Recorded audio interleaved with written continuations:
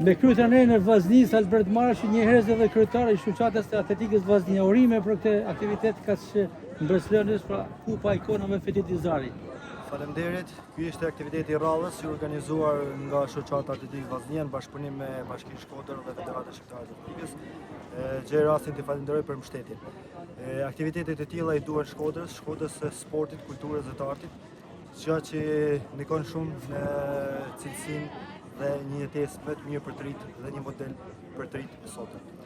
Do thosha që kishte një pjesëmarrje të gjerë me pjesëmarrje nga qytetet si Tirana, Durrësi, Korça, Vlora dhe Lezhë. Një pjesëmarrje e gjerë me të gjitha grupmoshat, duke filluar me moshat U13, U16 dhe U20. Ishte menduar në këtë mënyrë që të kishte një gjithë përfshirje jo vetëm për të rritur, por edhe me grupmoshat e tjera, në mënyrë që të promovojmë sa më shumë sportin dhe vlerat që përcjell ai. Krahas garave kishte edhe vetëm për nderime dhe respekti për veteranët e atletikës shkodrane. Patjetër, siç tjetë, aktiviteti ishte në nderim të figurave të sportit, zotit Fethi Izdari, ikonë e sportit shkodran, e sportit të atletikës, ndër vite, çka ka bërë histori në këtë sport, me disa herë kampion ndër vite me ekipin e femrave në vitet 60-70. Po ashtu, kemi dhënë edhe disa mirënjohje në lidhje me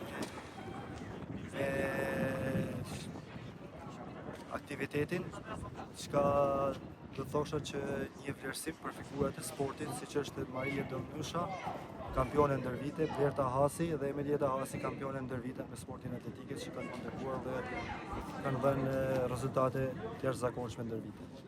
Javën e ardhshme Kupa Vildan Tufi, duke që ka një xhallëri në numrin e aktiviteteve që po zhvillohen këtë vit në Shkodër. Aktiviteti i radhës, siç dihet, është Kupa Nderi Figurave Vildan Tufi, dita e kërcimeve konsultuar ndryshe.